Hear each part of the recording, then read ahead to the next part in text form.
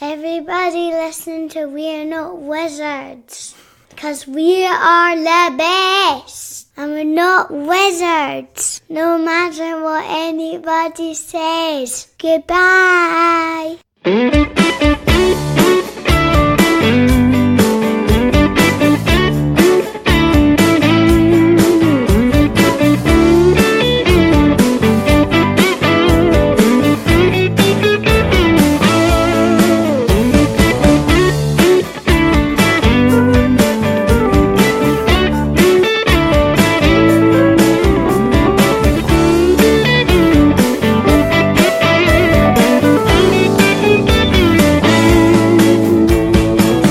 Hello and welcome to another episode of We're Not Wizards. My name's Richard. I'll be your host for March, because we're doing months now, not just doing years. Too far into 2019. Can't even say Happy New Year to people. This is kind of like, is it a repeat offender? I don't know. They're just offensive anyway, so I thought we'd bring them back in. We spoke to this person round about Christmas time, I think, and so we brought them back in because I said I would, and I am a person of my word. And so joining me is Emma May from Emmerse Studios. Hello, Emma. Hiya. That's excited. You say, I know, I'm so excited. Sound totally glorious to be here. Energy level -2. I'm not as hyper as I was with the Pogs. I think that, like all these kind of bad habits, that eventually they kind of take over your life and they just drain you of your energy. So I take it, have you put them away? Have you burned them yet? They're actually behind the laptop, so they're quite close. I hope you do not happen to kind of bring them out. I'm kind of glad you turned off the camera so I don't have to see them. Actually, the camera is staring at them. I don't want to know. For people who haven't listened to us for the first time, thank you for listening to us. The reason that we do this is quite simple, because I like doing it. There you go. It's a good enough reason to do anything. If it's legal, then kind of crack on. And the second reason that we're doing this is because, as I say, we spoke to Emma back a couple of months ago, and at the time I interrupted her in her explanation about marketing, getting your game to market and all these wonderful things. So two things happened. First of all, we're going to speak a little bit about what we were meant to be speaking about, and I said we were going to hold off speaking about because we wanted to bring it back for another show and another kind of time when we had some time to talk about it. And the second reason is that you also put some questions out to Twitter and I was just like, what are you doing? So, well, it's the same thing that we're going to talk about, because I think all of the things that were asked were around this subject. Yeah.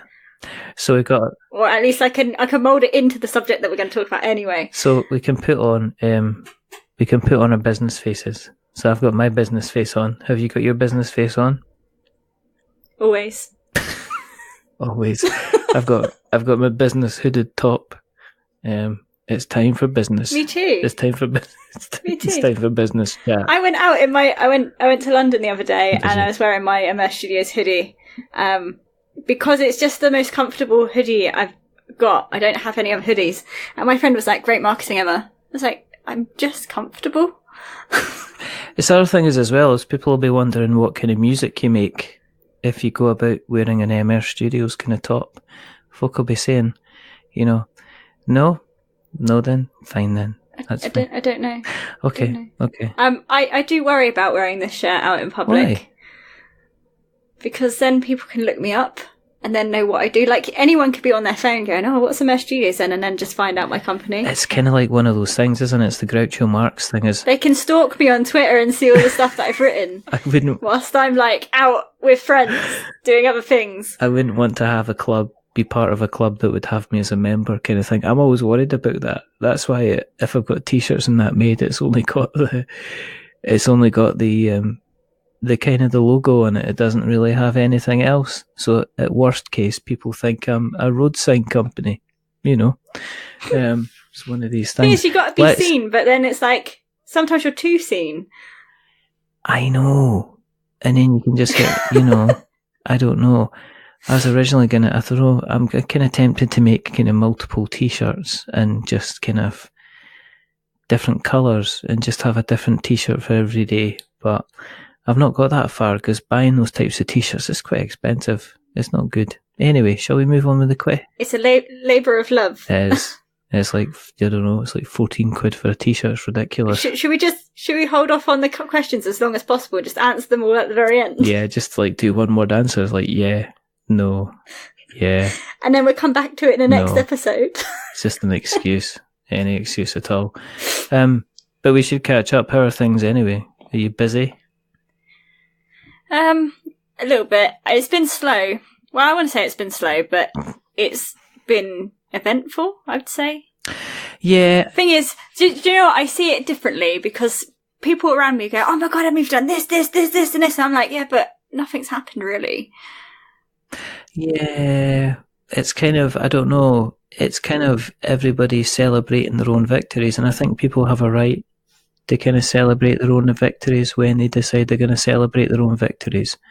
And it's difficult because it's like, I don't know, it's kind of like your measure. Okay, look at it this way, right? I posted up that we reached a milestone in the number of downloads that we had. But there's part of me that's saying, am I bragging about this, or am I just saying it's a milestone, or am I saying I'm proud of this achievement? It's kind of a mixture. Do you know what I mean? It's kind of like a mixture of different things. Yeah. I don't want people who are maybe not got as many downloads going, oh, you're just bragging. But there'll be some people out there going, a piffling 60,000. That's ridiculous. How dare you even brag? You should be cowering in the corner with that level of kind of interest kind of thing. So it's a strange kind of thing. But see, I think it's really hard to decipher that. I do have some news. Like you say, congratulations on your downloads, by the way, because that is phenomenal. It wasn't me that did it. It was other people. So I can only, do you know what I mean? It's kind of like. Other people were saying it about you. No, other people have downloaded it. I don't. It's not like I'm on the download button going download, delete, download, delete. No, it's kind of. No, but that's why it should be congratulated. Yeah, I guess. Because you have got an audience coming to you and listening to your podcast. We'll see for how long. I'm always worried people are just going to have enough. It's just going to go somewhere else. You know, it's kind of like, do you ever get that feeling where you listen to or you experience somebody else's stuff that's involved in the same sphere as you, and you're just like, oh, this is so much better than anything I do. All the time. I was listening to, there's a couple I listen to at the moment. I'm always impressed with the works of Dan Hughes and Mike DeLisio, who have both been on the show but sporadically bored. And I listen to their stuff, and the way they just do conversation is just amazing. But then I've started... I think I listened to some of theirs with you, actually. Yeah, they're just amazing. They're just like so... it's just really good, really, really good. Yeah, and they just don't necessarily talk about board games. It's absolutely fantastic. And I also listen to Ben Maddox, 5 Games for Doomsday, and he does like... He's not afraid just to kind of drop a quick kind of show that's like 10-15 minutes when he does like a review. So he does kind of interviews. He stole my idea about, the 3 games that you would take on the zombie apocalypse. I'm pretty sure, because he's been going a year, so I'm pretty sure he stole it. He says it's Desert Island Discs. I don't believe him. But he does this amazing kind of show that, you're just like, his production values are right up there. The sound quality is amazing. And I'm just sitting there. And partly I'm enjoying it. And partly I'm scratching my nails down the walls in sheer, unadulterated jealousy. That's just the way that it is. So I don't know if you've experienced I was talking about this. Yeah, I have it. I've experienced it with other people. Some in the board game sphere, some not in the board game sphere. And I think, literally I was saying this to someone last night, or was it even today? Because it was just a revelation, because sometimes you can spend so much time looking at what other people are doing and then feeling so inadequate in yourself because you think, oh, they're doing this, this, this, and this, and I'm over here doing these things, but that's not good enough. I should be doing all of those things. And then we end up just trying to do so much that we don't go anywhere at all. And it's so important for you to like focus on what you're doing and enjoy the things that you like, and don't worry what other people are doing, and just enjoy their content and watch them grow. Yeah. And then you'll be much better, they'll be much better, and you'll be both supporting each other. Yeah, we're still such a tiny kind of place in the map that I think it's really difficult kind of to, I don't know, we're so small. Even like the big guys are still really small compared to kind of other media and content creators.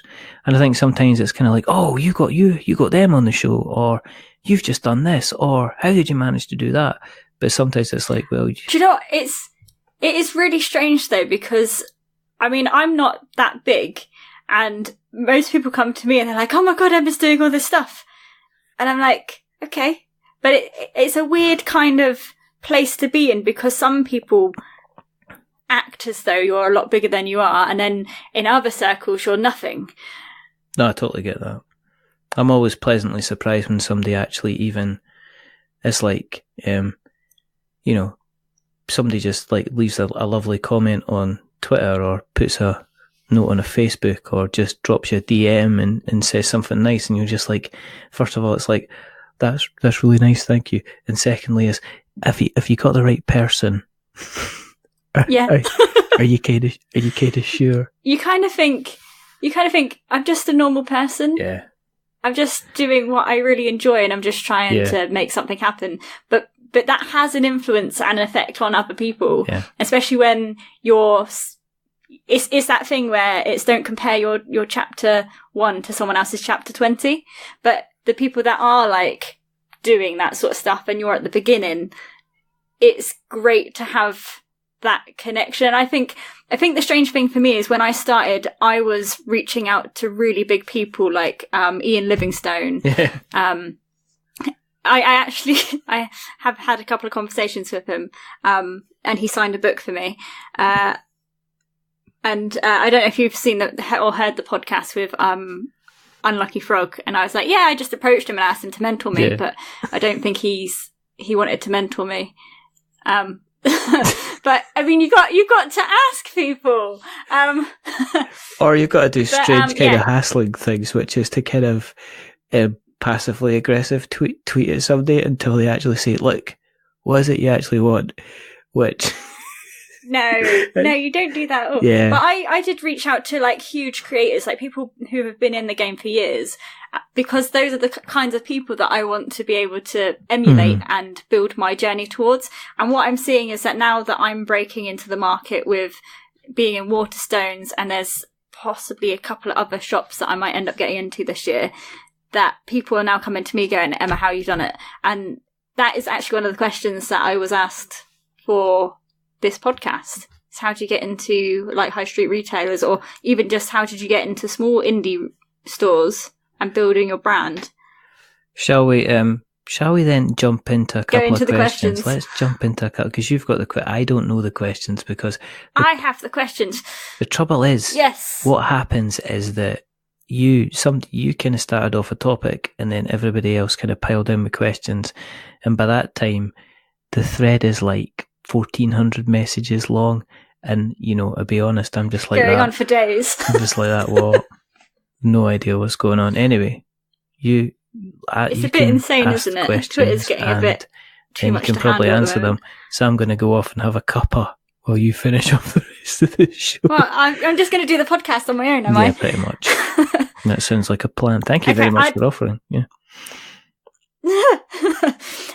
The questions are, I'll just tell you all of them, and then I will answer the pandemic question, or the second whatever part of you feel, just part of conversation. Just ask them. Okay, the questions are, how have you managed to get Quirk into as many locations, from small indie stores to Waterstones? And that was by One Survives. Right, okay. My second question was, Hello, One Survives. any advice on marketing? Who was that?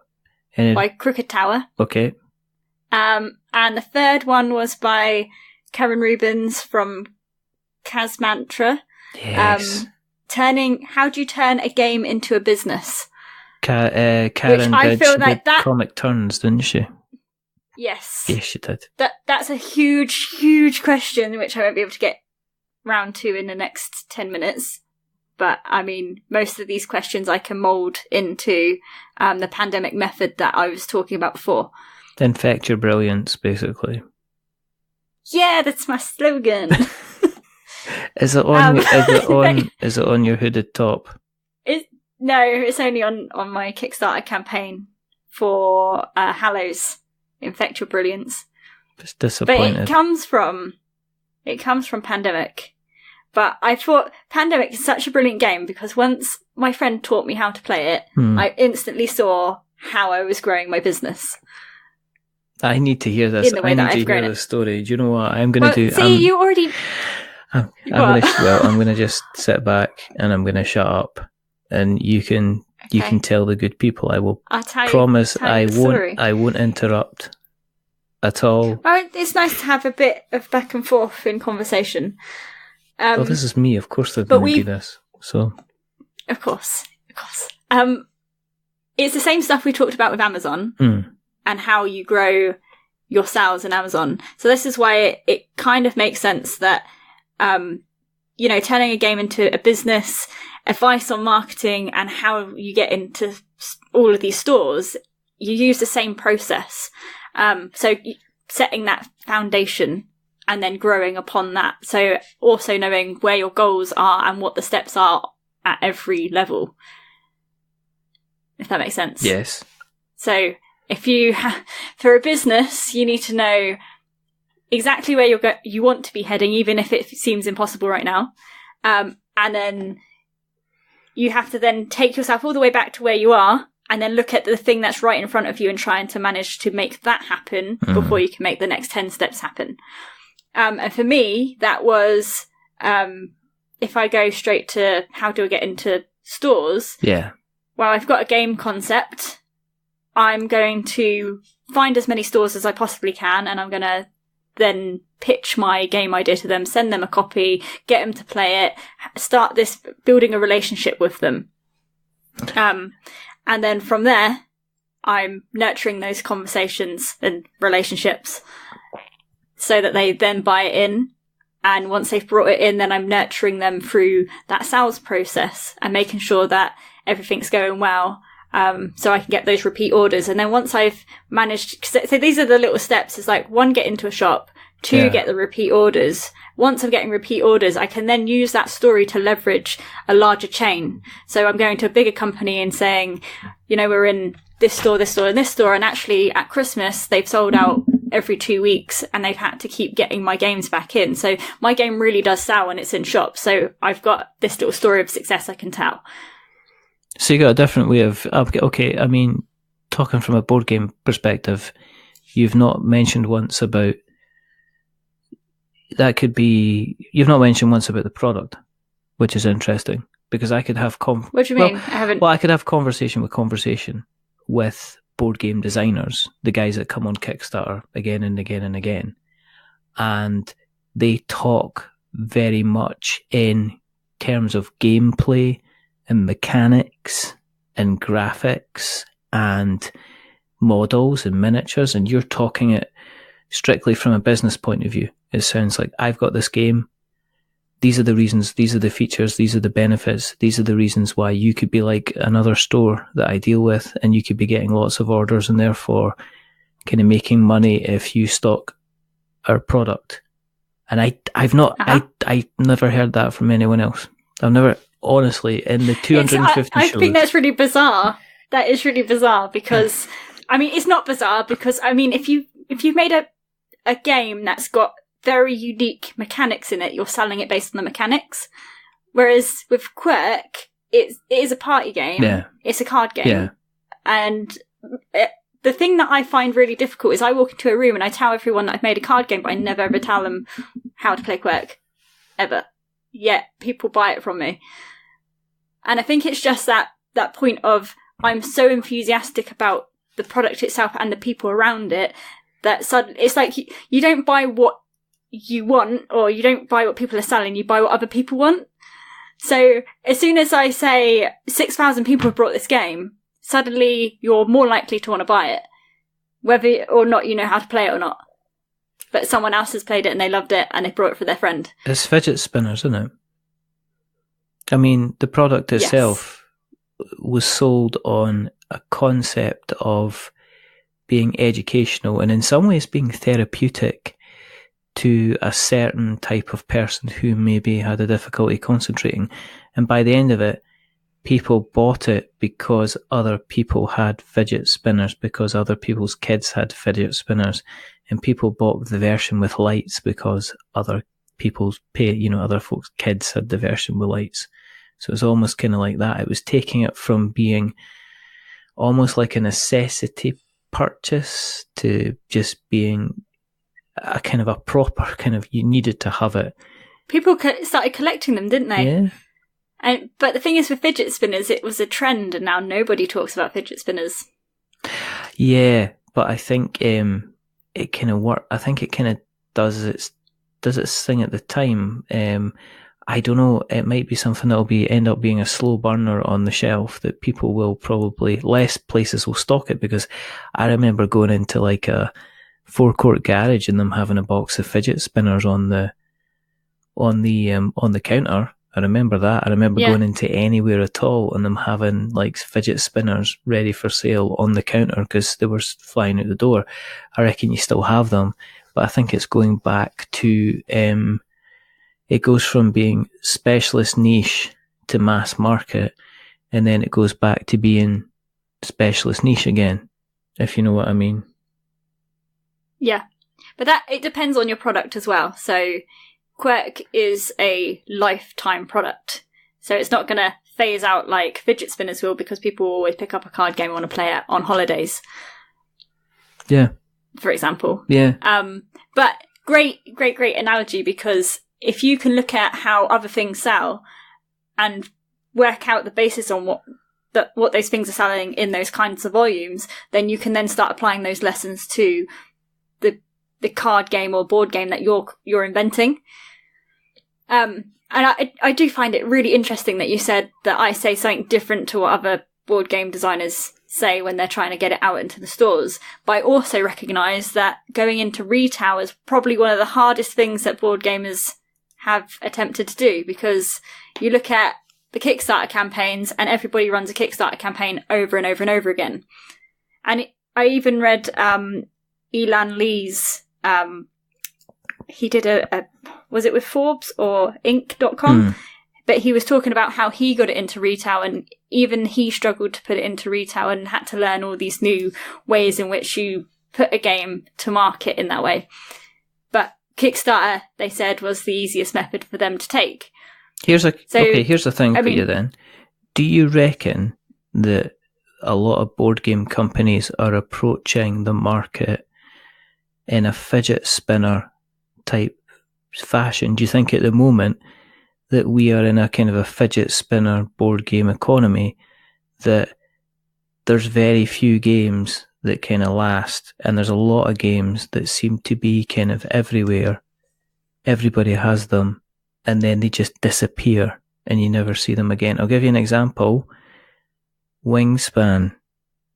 Now, it's at the beginning of its journey and it's absolutely doing gangbusters and everybody's kind of talking about it. And I'm just wondering if people are still going to be talking about it in 12 months' time. Because I remember that, Pandemic Legacy Season 1, everybody went crazy for it, and then, it kind of died a death. That seems to be the kind of the current trend with board games. A lot of noise, a lot of loud trumpets, and then you hear absolutely nothing from these things again and again and again.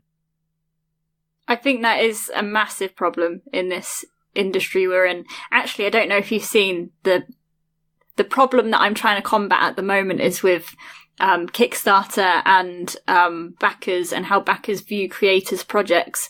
And when a creator funds a project and then those delays happen, which I think we might have spoken about in another podcast, that these backers are just going on with the trend.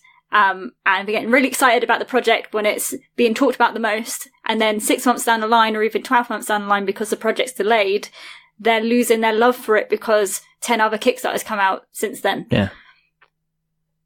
So I have this passion to want to help the kind of creator side of things. And also because this culture is happening and I don't feel like anybody's really addressing it, to say, hang on a minute, do you actually know what happens behind the scenes when a creator is delayed with a project? Because there's so many things that we do as creators when we start making a game that we don't actually think about, well, in fulfillment, this thing might happen, or this thing might happen, or this thing might happen, which means I won't be able to fulfill it by the date that I've actually set for myself to fulfill it in. If that makes sense. Yeah, I think... Because it's always a creator-defined goal to say, okay, I'm making this game in May and you'll have it by December. But if you're printing in China and then the factory doesn't decide to print your game until really late and it doesn't get shipped out, and then the ship gets delayed and then it gets stuck in customs, and then December rolls by and you're not getting your games out until March the next year, people are like, why is it three months late? And then they don't read the updates. And that's the most painful thing, because then you get hate comments. Yeah. So I want to educate more people who are coming to Kickstarter to back a project because they're really excited about it. And then you get these massive companies doing the same thing, and they've got hundreds of people working for them, and they're pushing their games out. They've got the money to spend to go to China and to work out all of those intricacies that independents can't do. And then big games still get delayed, a service. They do. Yeah. But I mean, they get a better service with a bigger company, whereas when you look like a big company but you're just one or two people behind the scenes, then that's really hard for the creator that's doing it with this sort of passion or this love for making board games, and people are hating on you because you still have to pick yourself up in the morning and go out and still do that. And I don't think the backers of that really appreciate how they're affecting that creator in delivering those projects.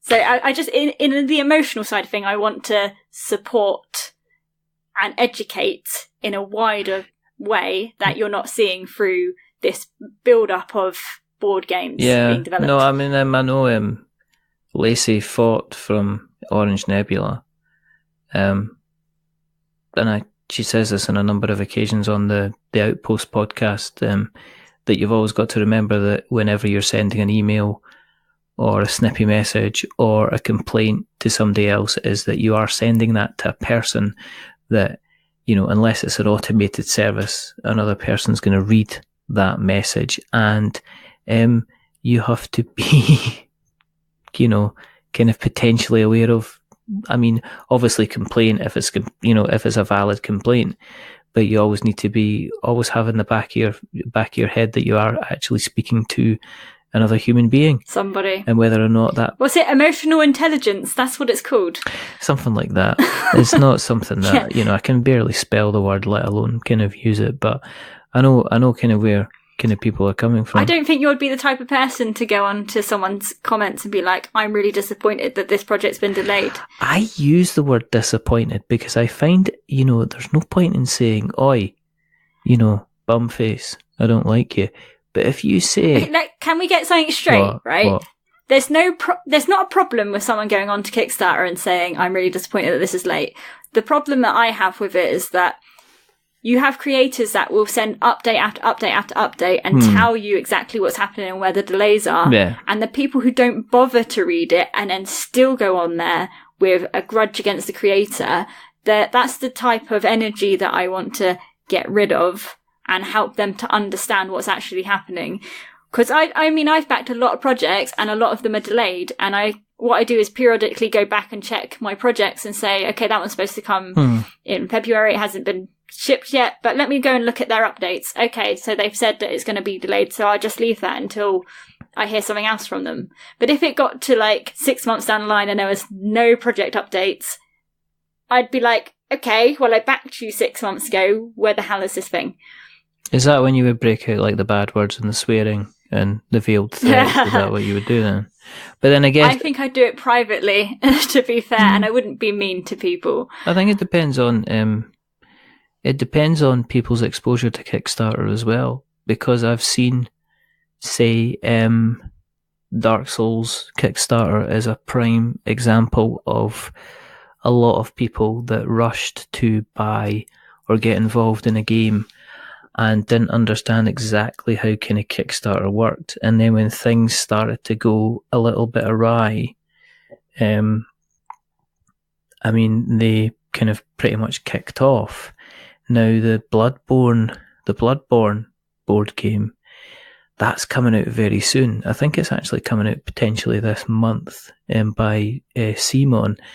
So I'll be interested to see kind of what kind of backers it kind of attracts as well, if it's going to be... But I also think if you start getting a larger audience, and this is why I like doing small campaigns, you get a large audience, then you can control exactly what's happening with that. And plus, if you do start getting really big and you're making X amount of money on Kickstarter, that's when you should be starting to hire in more people or looking at ways in which you can manage that.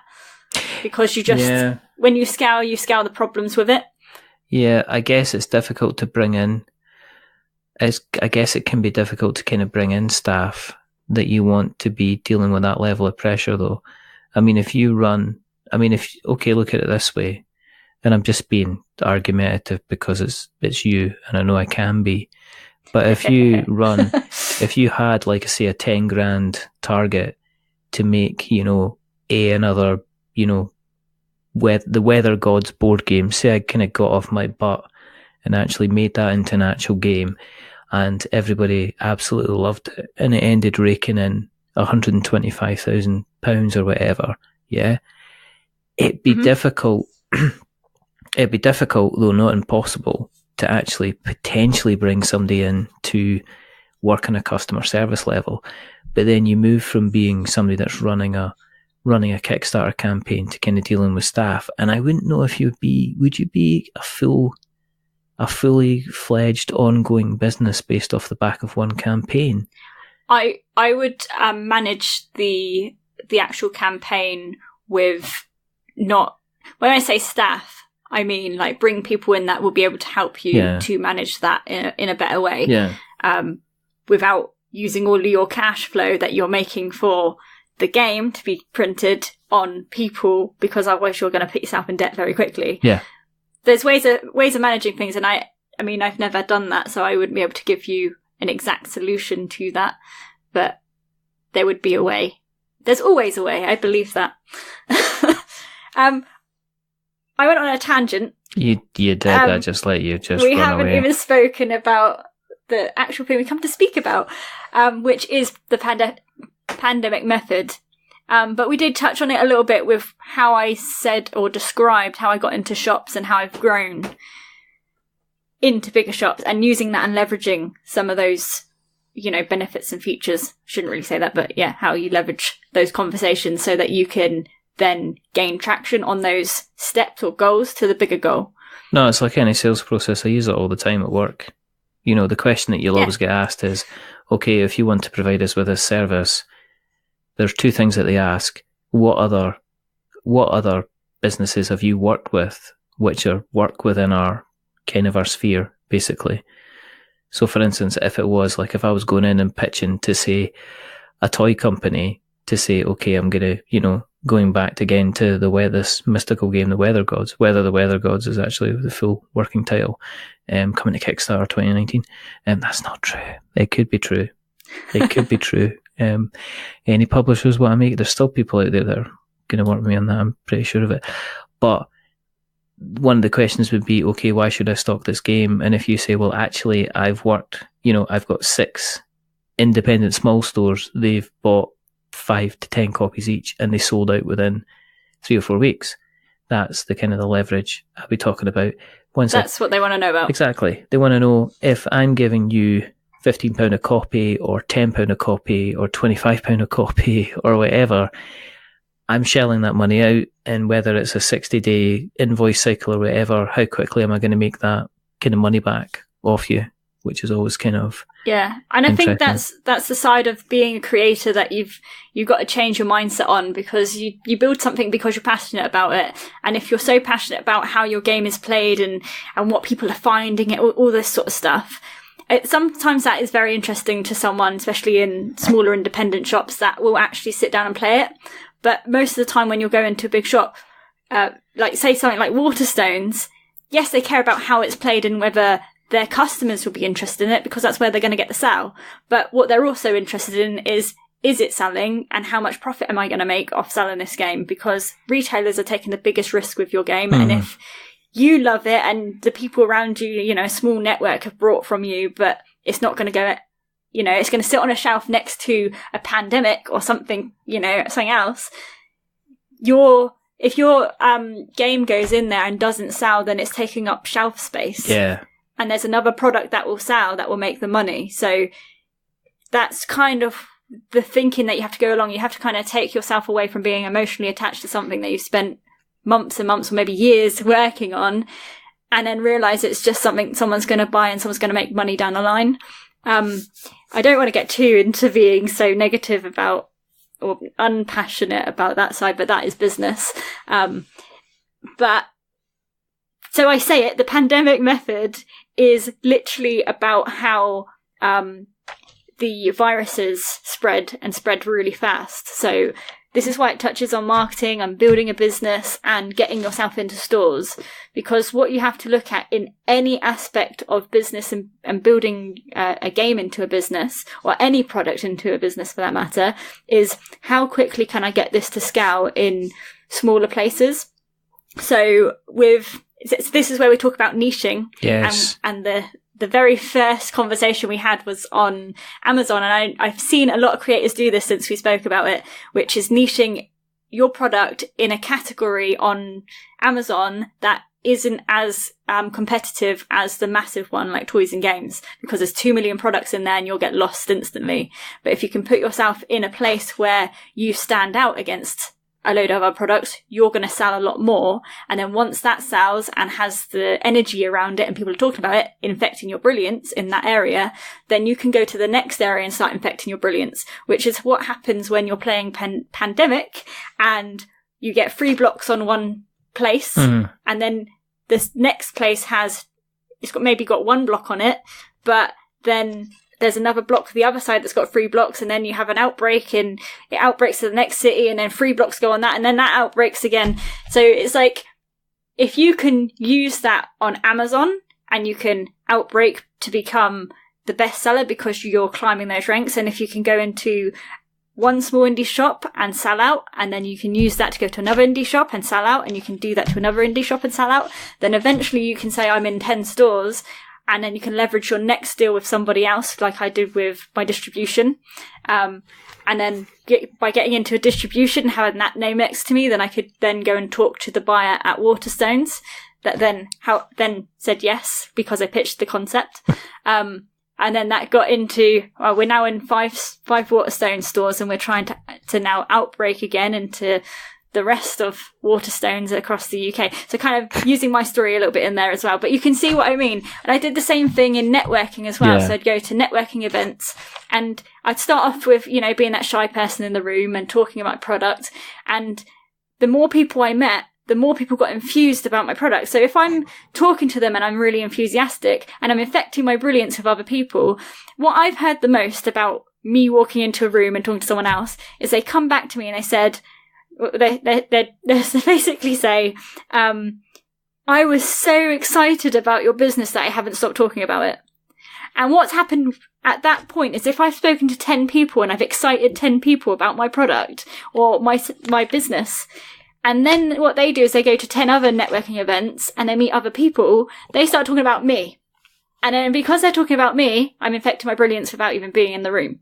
You're becoming a success story. You become a success story. You become a case study.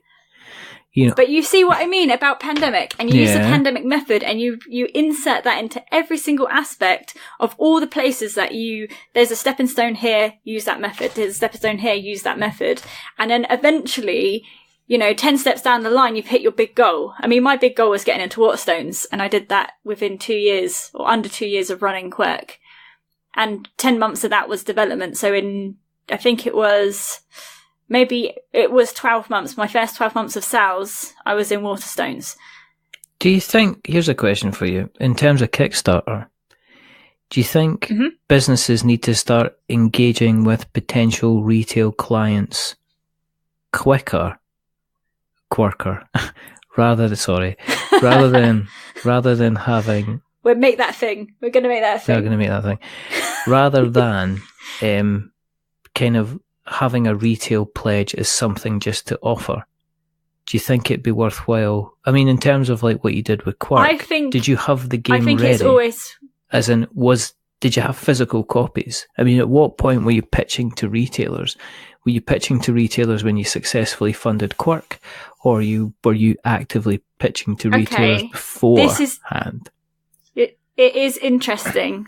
So when I first launched Quirk, I'd say I wouldn't have any retailers. I had one shop that actually took 12 packs of cards to sell. But it wasn't until my second Kickstarter that I actually had retailers, the Quirk Legends, where I had retailers actually click the buy button for retailing my product. But that's because I'd already had one product out and I was already building relationships with retailers. So when I brought my second game out, they instantly said, we want this. Right. And I said, okay, well, in order to get this before any other retailer, then you have to back on the Kickstarter campaign. So yes, it was building those relationships before the Kickstarter, if we're talking about the second one. Yeah. But I did on my first campaign, before I even launched my first campaign, I brought 100 games as a test to see what my price point would be when I went to the UK Games Expo, so I knew I could sell the game. And then when I launched on Kickstarter, I knew what my prices were.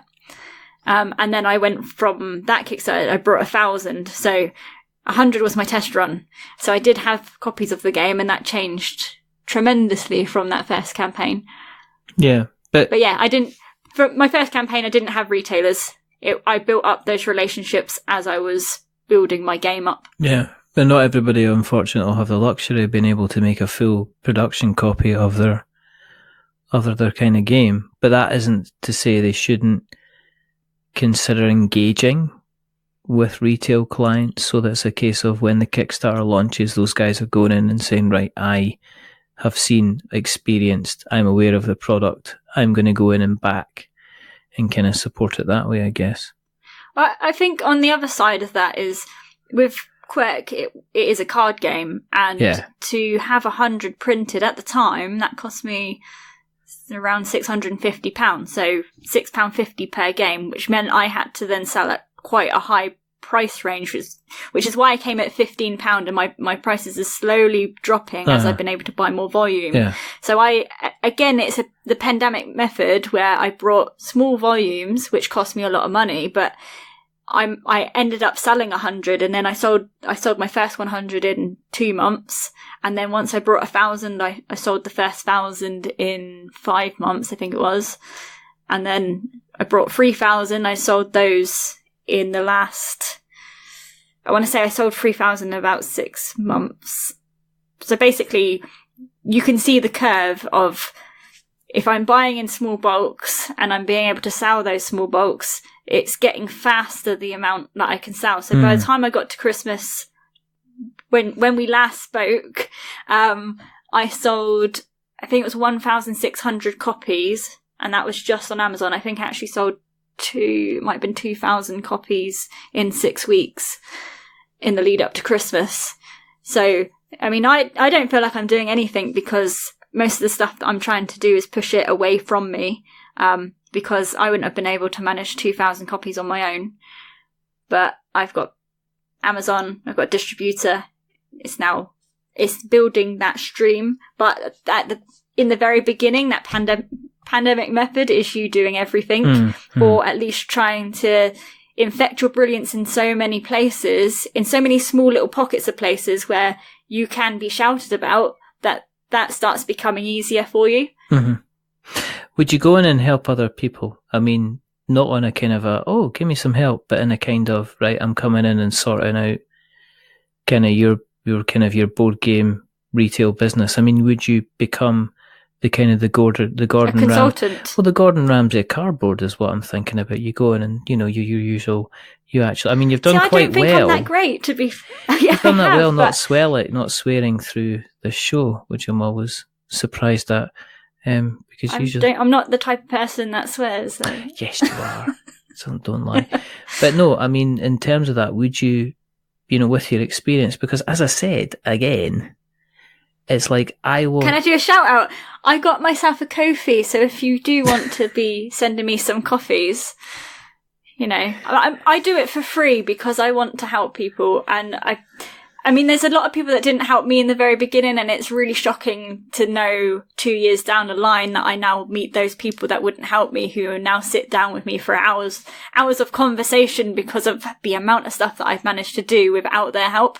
And I do think, not in a harsh way, but I do think that there is a lot for someone to do, or at least there's more, what's the word?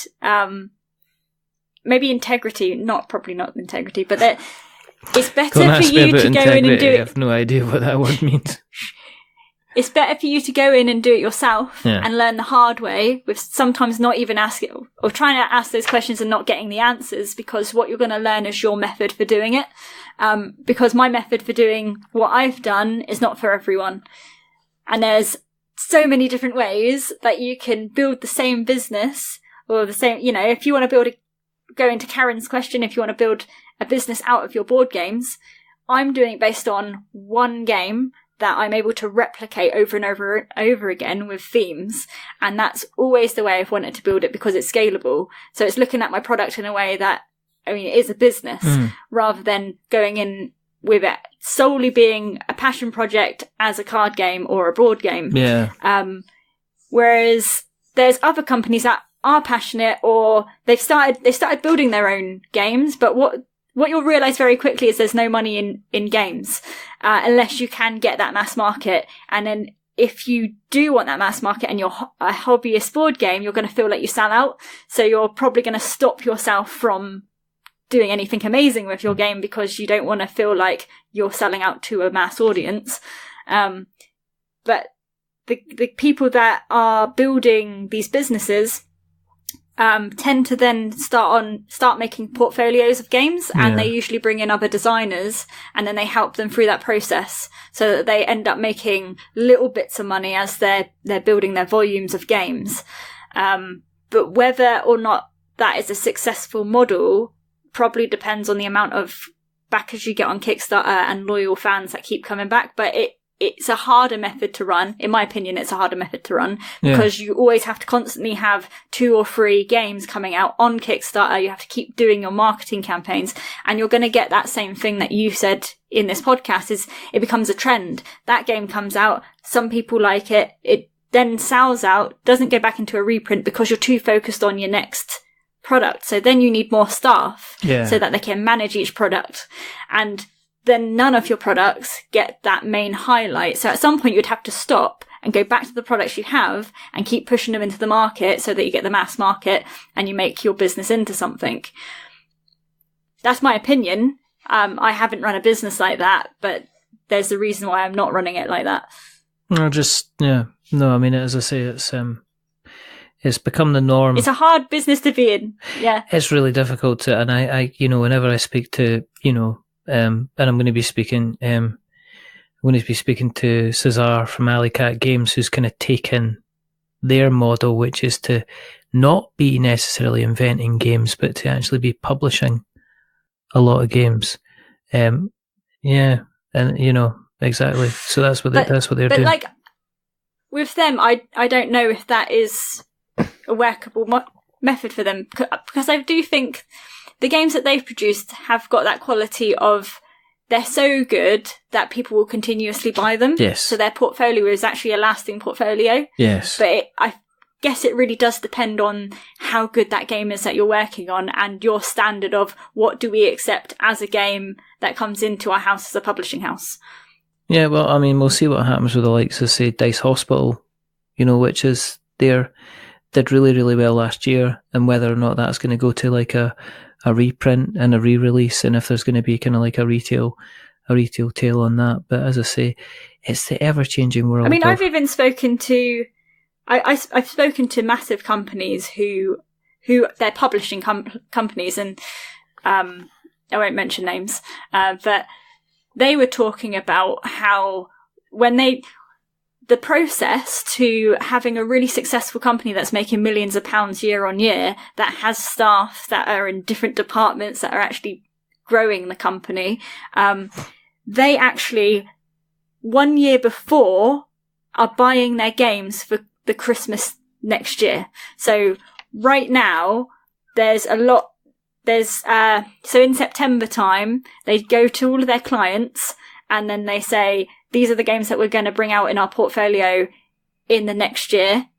Which ones are you interested in to stock in your stores? So they're doing it a year in advance, so they can then go to China and they can print 10, 50, 100,000 units because they know exactly what is going to be brought into stores. Yeah. And then by Christmas or September the next year, then all the games are shipped in, they go into the stores, and then they do the run up to Christmas from September to December.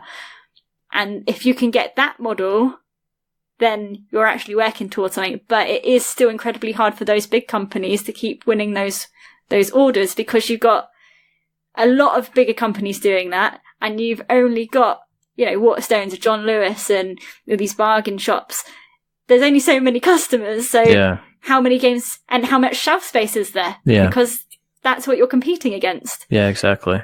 Yeah. And as I say, it's a shame that because retail is still a lovely place for a lot of businesses to kind of live, survive, and kind of thrive. But it's like the same for example, with Quirk, there's so many people that I had someone come to me the other day. I actually haven't replied to the email. I need to.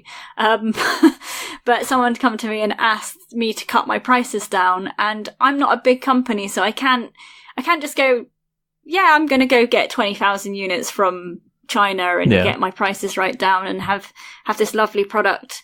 But because I can't, and I'm not in that place to be able to say, I'm going to go and make that order, and then in 3 months' time I'll make another order, because then that's going to come in, they're going to sell. I can't do that unless I've got the back history for it. Mm-hmm.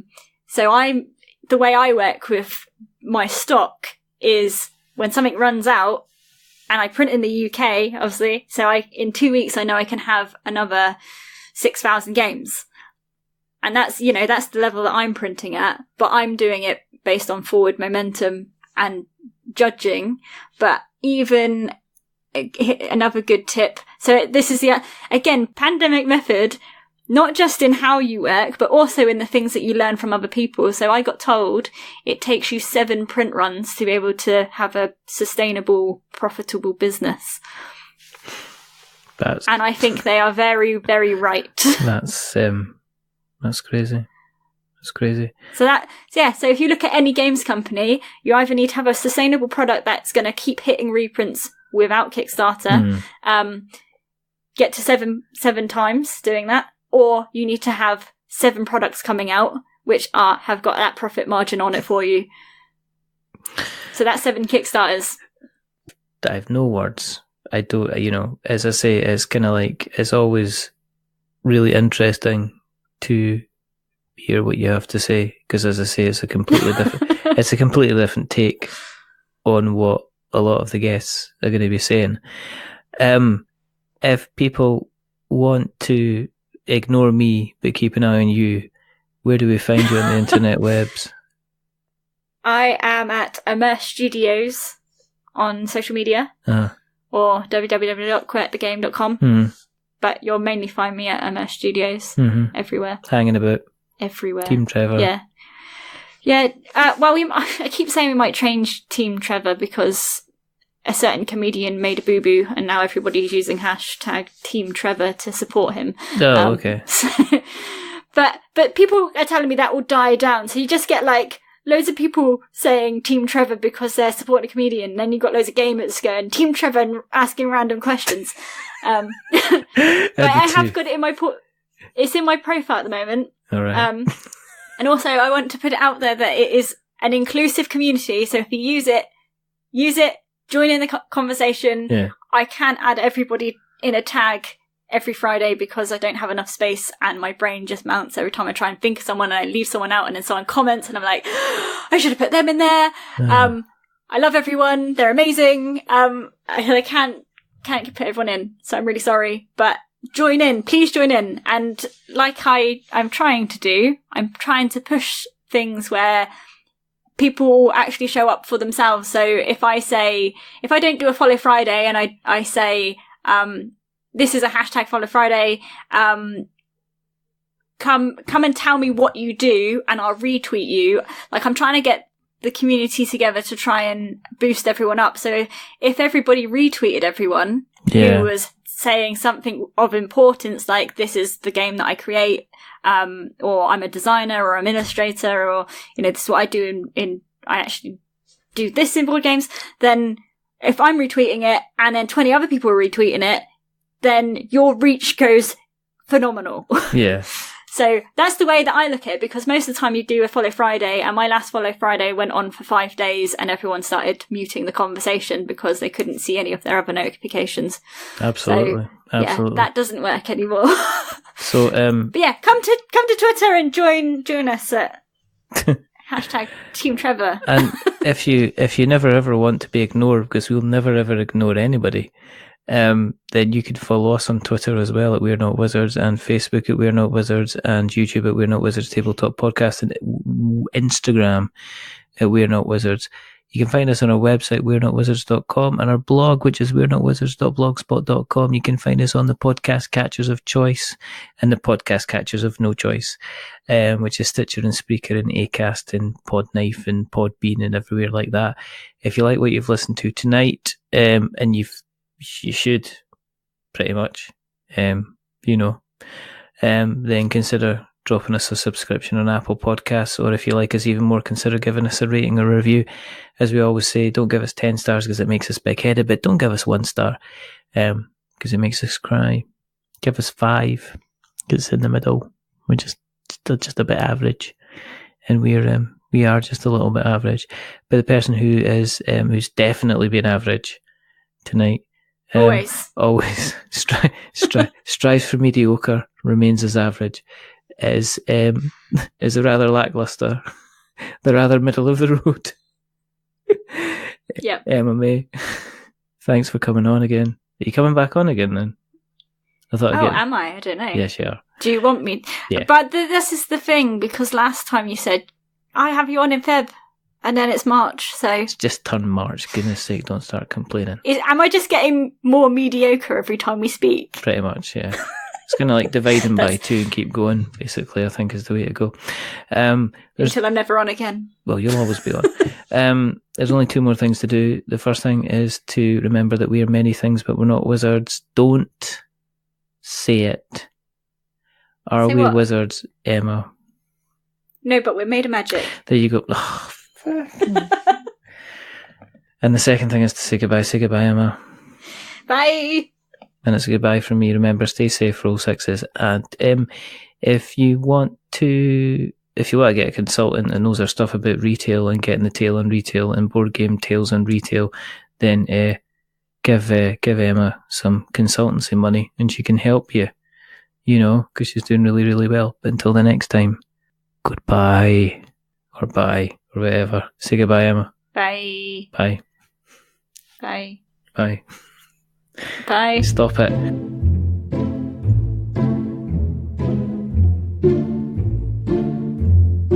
A wizard is never late.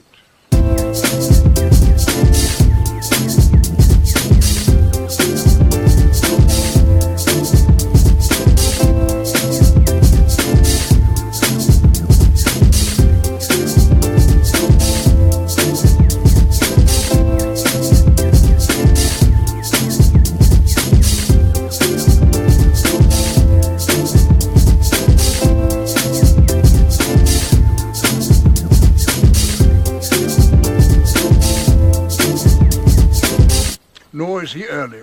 He arrives precisely when he means to.